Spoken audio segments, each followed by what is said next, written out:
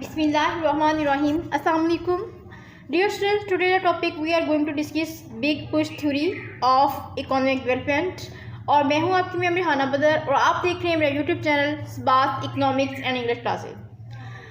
Let's start. The originator of this theory was Paul Rothstein-Rhodan in 1943. 1943 में Rothstein-Rhodan ने जो है बिग पुश थ्योरी जो है अपने पेश की. Further contributions were made later on by Moropai, Schiffer and Robert W. Vishney in 1989. 1989 में जो है अपना कंट्रीब्यूशन जो है इस थ्योरी में जो है वो कंट्रीब्यूट किया इस थ्योरी में मोरपे ने, शीफर ने एंड रॉबर्ट डब्ल्यू विश्ने ने अपना जो कंट्रीब्यूशन जो है जो अपना पार्टिसिपेशन जिसमें की अपना हिस्सा डाला उन्होंने इस थ्योरी में भी. The theory of the big push emphasizes that underdeveloped countries require large dose of investment to embark on the path of economic development from present state of backwardness. इस थ्योरी का जो मेन थीम है वो ये है कि पसमानदा ममालिक जो हैं यूडीसी जो है उनकी जो अपनी पसमानदा हालत है जो बुरी कंडीशन है बुरी हालत में से या ख़राब हालात में से उनको निकलने के लिए एक बहुत बड़े पैमाने पर जो है इन्वेस्टमेंट की ज़रूरत है. मतलब बिट बाय बिट इन्वेस्टमेंट की बजाय वो एक बड़े पैमाने पर इन्वेस्टमेंट की जाए तो ये ममालिक जो हैं जो डिसीज़ जो हैं वो अपने पसमानदा हालात से या बुरे हालातों से बाहर आ सकते हैं. This theory propose that a bit by bit investment program will not impact the process of growth as much as is required for developing countries. इस थ्योरी में कहा गया कि जैसे ये कहा गया बैलेंस क्लोज में कि बिट बाय बिट इन्वेस्टमेंट, जैसे हमने बैलेंस क्लोज में पढ़ा था कि तमाम शोबों में ना बिट बाय बिट मतलब थोड़ी थोड़ी इन्वेस्टमेंट जो है तमाम शोबों में की जाए और इससे क्या होगा कि जो एक मुल्क जो है एक डेवलपिंग कंट्री जो है वो इकोनॉमी या तरक्की की राह पे चल पड़ेगा. तो लेकिन इसने यही कहा है कि जो बिट बाय बिट इन्वेस्टमेंट है ना ये सही नहीं है, बल्कि इससे जो है जितनी डेवलपिंग कंट्रीज़ में ग्रोथ होनी चाहिए तरक्की होनी चाहिए बिट बाय बिट इन्वेस्टमेंट से उतनी तरक्की पॉसिबल नहीं है. In fact injection of small quantities of investment will merely lead to wastage of resources. उसने कहा कि अगर थोड़े पैमाने पर जो है वो इन्वेस्टमेंट की जाएगी तो इससे क्या होगा, इससे रिसोर्सेज का सिर्फ वेस्टेज होगा, रिसोर्सेज ही ज़ाया होंगे. For Rothstein-Rhodan, there is a minimum level of resources that must be devoted to a development program if it is to have any chance of success. Rothstein-Rhodan का कहना है कि अगर जो है किसी मुल्क ने तरक्की करनी है, डेवलपिंग कंट्रीज़ ने जो है वो कामयाबी की राह पे चलना है तो उन्हें क्या करना होगा, उन्हें अपने रिसोर्सेज को एक ख़ास लेवल जो है ख़ास क्वांटिटी जो है वो इन्वेस्टमेंट के लिए सर्व करनी होगी, इन्वेस्टमेंट करनी होगी.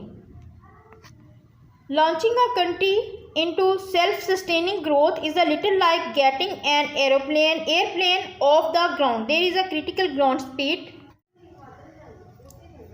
The basic rationale of big push theory, big push like the balanced growth theory is based upon the idea of external economies. उसने जो अपना आइडिया बिग पुश का पेश किया है वो बैलेंस ग्रोथ थ्योरी की बेस्ड एक्सटर्नल इकोनॉमीज के आइडिया पे पेश करता है. एक्सटर्नल इकोनॉमीज होती क्या है? External economies are unpaid benefits which go to the third party. ये वो फ़ायदे होते हैं जो कि जिनके बदले में कुछ पे भी नहीं किया जाता बल्कि वो थर्ड पार्टी को एडवांटेज जाते हैं. और ज़्यादातर ये होता है एसओसी में कि सोशल ओवरहेड कॉस्ट जो होती है तो इसमें क्या होता है बहुत सारे बेनिफिट्स जो होते हैं वो मिलते हैं. जैसे सड़क बनाने से बराह रास्त तो कोई फ़ायदा नहीं होता है लेकिन सड़क जो है वो तजारती सामान ले जाने में जो है वो मावन साबित होती है. और इसी तरह अगर किसी इलाके में हॉस्टल बन रहा है, गवर्नमेंट अपना हॉस्टल बनाती है तो इससे क्या होगा कि वहाँ पे ज़मीन जो है वो ज़मीन की कीमत बढ़ जाती है, वहाँ पे रेटिंग ज़मीन की ज़्यादा हो जाती है, वहाँ पे फैसिलिटीज़ आ जाती हैं, लोग वहाँ पे पास अपनी शॉप्स बना लेते हैं, वहाँ पे आबादी हो जाती है. तो ये वो है इनडायरेक्ट जो बेनिफिट्स हैं. Let's see assumptions of this model. In order to break the initial obstacles of a stable economy, a large minimum effort is necessary. A minimum level of expenditure exists in undeveloped countries. To give strong necessary momentum to development, minimum investment is necessarily required. External economies are obtained by big push Appropriate and sufficient quantity of capital should be invested one time by the government to build economic infrastructures. There is a lack of external economies in semi-developed countries. In economies, indivisibilities, inconsistencies and imperfections are found. For economic development, balanced economic development is necessary. इसमें इस model ने उसमें ये बताया है कि bit by bit जैसे investment करते थे कि थोड़ी थोड़ी करके जो है इन्वेस्टमेंट की जाए, या फिर ये कि सिर्फ एक शोबे में अगर कोई डेवलप सेक्टर है तो उसमें ही इन्वेस्टमेंट की जाए। तो इसकी वजह इसने कहा है, रोजनस्टीन रोडान ने कहा है कि बड़े पैमाने पर जो है इन्वेस्टमेंट करनी चाहिए। उसने कहा कि जैसे हम बिट बाय बिट इन्वेस्टमेंट करते हैं कि अगर हमारे पास 50,000 रुपये हैं, हमारे एक कमरा तैयार करना है, कमरे की लागत कितनी है, 1 लाख है, लेकिन हमारे पास 50,000 है, 50,000 हमने लगा लिया, आज से उसकी दीवारें वगैरह जो है उसकी बना ली हैं, लेकिन उसकी छत जो है हमने नहीं बनाई, हमारे पास इतने पैसे नहीं है कि हम उसकी छत बना सकें जो है। तो फिर क्या होगा कि अगले साल हमारे पास 50,000 आएंगे तो हम उसकी जब छत बनाएंगे तो मे बी कि जब हमारे पास नेक्स्ट टाइम जो है नेक्स्ट ईयर हमारे पास 50,000 आए तो हमारा पहले वाला जो स्ट्रक्चर है वो ख़राब हो चुका हो सकता है, वो दीवारें गिर चुकी हों, और जिस तरह जो हमारा पैसा लगाया हुआ है वो पैसा हमारा ज़ाया हो जाएगा। और इस तरह से ये भी एक एग्जाम्पल इसमें दी गई है कि अगर हमें एरोप्लेन को ना लैंड करना है, अगर एरोप्लेन लैंड कर रहा है तो इसके लिए एक स्पेसिफिक स्पीड की ज़रूरत होती है, पहले वो एक स्पेसिफिक स्पीड पे आता है फिर वो लैंड करता है। तो इस तरह इसने कहा कि अगर इकोनॉमी को जो है अंडर डेवलपिंग कंट्रीज़ को, अंडर डेवलप कंट्रीज़ या डेवलपिंग कंट्रीज़ को अगर तरक्की की राह पर गामजन होना है, अगर डेवलपिंग कंट्रीज़ जो हैं या अंडर डेवलप कंट्रीज़ जो हैं अगर वो तरक्की करना चाहते हैं, इकोनॉमिक डेवलपमेंट का हासिल करना चाहते हैं, तो उन्हें चाहिए कि वो बजाय इसके कि बिट बाय बिट इन्वेस्टमेंट करें। जैसा कि आपको कमरे की मिसाल दी है कि कमरे पे अगर खर्च करना है तो कमरे को इस साल थोड़ा सा बनाया जाए, थोड़ा सा अगले साल बनाया जाए, तो इससे क्या होगा, जो पहले इन्वेस्टमेंट की हुई है वो भी ज़ाया हो जाएगी। तो उसी का रोजनस्टीन रोडान का यही कहना है कि इन्वेस्टमेंट जो पहले की गई है बिट थोड़ी थोड़ी करके, इससे वो भी ज़ाया हो जाएगी। इसलिए बजाय इसके कि बिट बाय बिट इन्वेस्टमेंट करने की बजाय एक बड़े पैमाने पर इन्वेस्टमेंट की जाए। जिस तरह हम कहते हैं कि एक दफ़ा मकान बना लीजिए, जाए, जितनी सारा सरमाया है उसको मकान में बनाने में लगा दिया जाए, इसके बाद जो होगा देखा जाएगा, तो उसके बाद जो है बाकी मामला को हम सेटल कर लेंगे।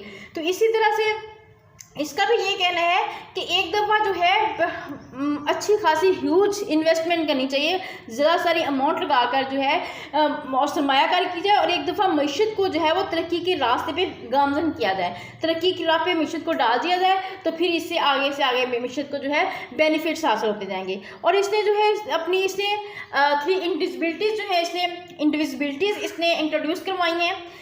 इंडिविजिबिलिटीज़ इन प्रोडक्शन फंक्शन है। इंडिविजिबिलिटी मीन होता क्या है, इंडिविजिबिलिटीज मीन होता है इम्प्रोप्रिएटनेस, imperfections.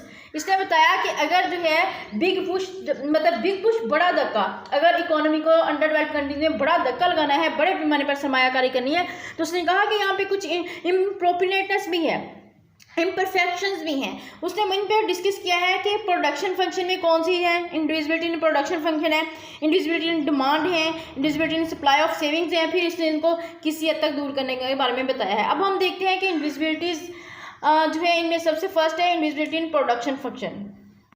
It refers to the indivisibilities of input output process of production function. उसने कहा कि ये जो इंडिविजिबिलिटीज हैं, जो प्रोडक्शन फंक्शन में जो इम्परफेक्शंस आती हैं, इम्प्रोप्रिएटनेस आती है, उसके बारे में ये बात कर रहा है। These indivisibilities lead to increasing return, increase in output income, employment and lower capital output ratio. उससे क्या होता है कि ये प्रोडक्शन में जो है इंडिविजिबिलिटीज आती हैं, इम्परफेक्शंस आती हैं, इम्प्रोप्रिएटनेस जो आती है, इससे क्या होता है कि इनकम एम्प्लॉयमेंट तो इंक्रीज़ होता है लेकिन कैपिटल आउटपुट रेशो जो है वो कम हो जाता है। The most important instance of this indivisibility is social overhead capital. उसने कहा सबसे अहम जो इसका इंस्टेंस है वो है सोशल ओवरहेड कैपिटल। उसने कहा कि प्रोडक्शन में जो है इंडिविजिबिलिटी प्रोडक्शन फंक्शन में जहाँ जो इंडिविजिबिलिटीज़ होती हैं उसमें सबसे मोस्ट इंपॉर्टेंट इंस्टेंस जो है वो सोशल ओवरहेड कैपिटल है।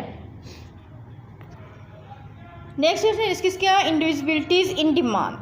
यूडीसीज है small size markets due to low per capita income low purchasing power of general mass of people. उसने कहा कि यूडीसीज में क्या होता है, मार्केट का साइज़ जो होता है वो छोटा होता है, कम साइज़ होता है, स्मॉल साइज मार्केट्स होती हैं, क्योंकि लोगों की पर कैपिटा इनकम जो होती है, पर कैपिटा इनकम में पर हेड इनकम जो होती है वो कम होती है, और पर हेड इनकम होने की वजह से लोगों की परचेजिंग पावर जो होती है वो लो होती है। तो उसने कहा कि it can be taken care by expanding the size of the market and the development of the complementary industries together, example of shoe factory. उसने कहा कि यहाँ पे जो यूडीसीज हैं उनमें मार्केट की साइज़ को बढ़ाया जा सकता है। जिस तरह की उसने कहा कि शू फैक्ट्री की उसने मिसाल दी है, एग्जांपल जो है शू फैक्ट्री की दी है कि एक शू फैक्ट्री बनाई जाए, दो फैक्ट्रियाँ हों, एक में शू जो है शू तैयार की जाए, एक में लेसिस तैयार की जाए। तो इससे क्या होगा कि शू फैक्ट्री जो है वो लेसिस जो फैक्ट्री जो तैयार कर रही है उनसे वो लेसिस ख़रीद ले, और इससे जो है वो इससे क्या होगा कि जो लेसिस जो होंगे वो एक फैक्ट्री की आउटपुट होगी और दूसरी फैक्ट्री की वो इनपुट होगी। तो एक फैक्ट्री की जो आउटपुट है वो दूसरी फैक्ट्री की इनपुट में यूज़ हो जाएगी। तो इस तरह अगर फैक्ट्रीज उसने कहा मिलकर जो इंडस्ट्रीज जो है वो मिलकर लगाई जाए तो यूडीसीज में इसको जो प्रॉब्लम को हल किया जाए। दूसरी यूडीसीज में दो फैक्ट्री इस तरह से लगाई जाए जो एक दूसरे के बेनिफिट दो, एक दूसरे के लिए बेनिफिशियल हो, एक दूसरे को फ़ायदा दो। एक ही इनपुट जो है वो दूसरे की आउटपुट के एक ही आउटपुट जो है वो दूसरे की इनपुट के तौर पर इस्तेमाल हो। इससे क्या होगा कि दोनों इंडस्ट्रीज़ को फ़ायदा होगा। तो उसने कहा कि यहाँ पे इसमें अब देखिए जाए कि अगर हम शू फैक्ट्री में सारे लोग जो है शू बना रहे हैं, ठीक है, लेसिस फैक्ट्री में लेसिस बना रहे हैं, अब शू फैक्ट्री के लोगों को जो पे मिलती है उससे वो ज़रूरी तो नहीं है कि वो सारे के सारे लोग जो है वो शू फैक्ट्री से वहीं से शूज़ खरीदें। तो इस तरह बहुत सारी जो है इम्प्रॉपर्टीनेस भी इन ममालिक में दरपेश होती हैं। लेकिन उसका ये कहना है कि बहरहाल कि अगर ये इस तरह की इंडस्ट्री बनाई जाए एक दूसरे की कंप्लीमेंट्री हो, यानी कि एक ही आउटपुट दूसरे के इनपुट के लिए यूज़ हो जाए, तो ये अंडर डेवलपिंग कंट्रीज़ में जो है बेनिफिशियल है। रोजस्टिन डुनान का कहना है कि अंडर डेवलप्ड कंट्री जो है वहाँ पे डिमांड को बढ़ाया जाए। इससे क्या होगा, डिमांड बढ़ेगी तो इन्वेस्टमेंट बढ़ेगी, बड़े पैमाने पर इन्वेस्टमेंट करके डिमांड को बढ़ाया जाए तो इससे क्या होगा, लोगों की इनकम भी ज़्यादा होगी, परचेजिंग पावर ज़्यादा होगी और मुल्क जो है तरक्की की राह पर गामज़न हो जाएगा। इस डायग्राम में देखिएगा कि हमारे पास जो है MC1 है, MR1 है और MC1 है, M बार और MC है, और अब अमिशित का इक्विलिब्रियम वहाँ पे होता है जहाँ पे MR = MC है।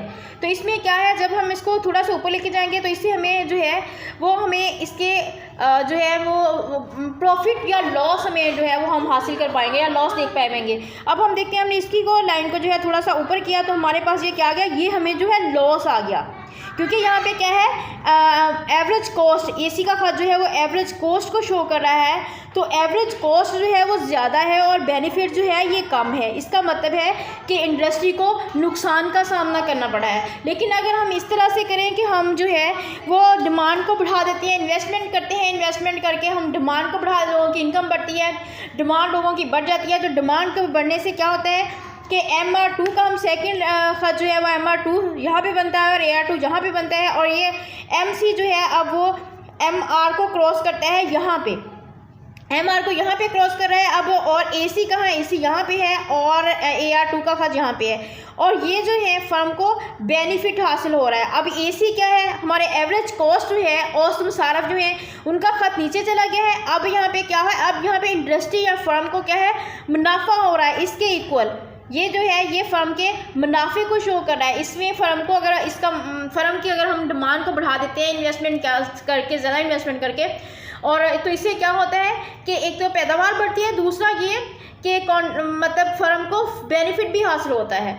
तो इसलिए उसने कहा कि इन ममालिक में क्या किया जाए कि डिमांड को बढ़ाया जाए। डिमांड को बढ़ाएंगे तो इसमें क्या होगा कि प्रॉफिट भी ज़्यादा होगा और लोगों की इनकम भी ज़्यादा होगी। Let's see criticism.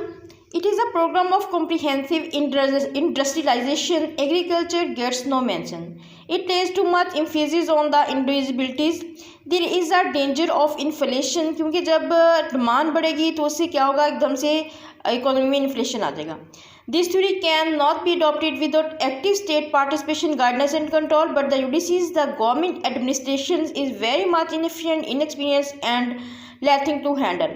अब ये मॉडल जो है इसमें कुछ ड्रॉबैक्स भी हैं, लेकिन it is a very significant model in development growth.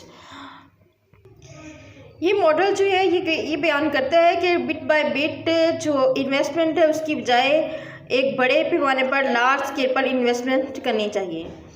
इसके साथ ही आज का लेक्चर ख़त्म हुआ। अपनी दुआओं में याद रखिएगा, अपना बहुत सारा ख्याल रखिएगा और मेरे चैनल को सब्सक्राइब करना मत भूलिएगा। अल्लाह हाफिज़।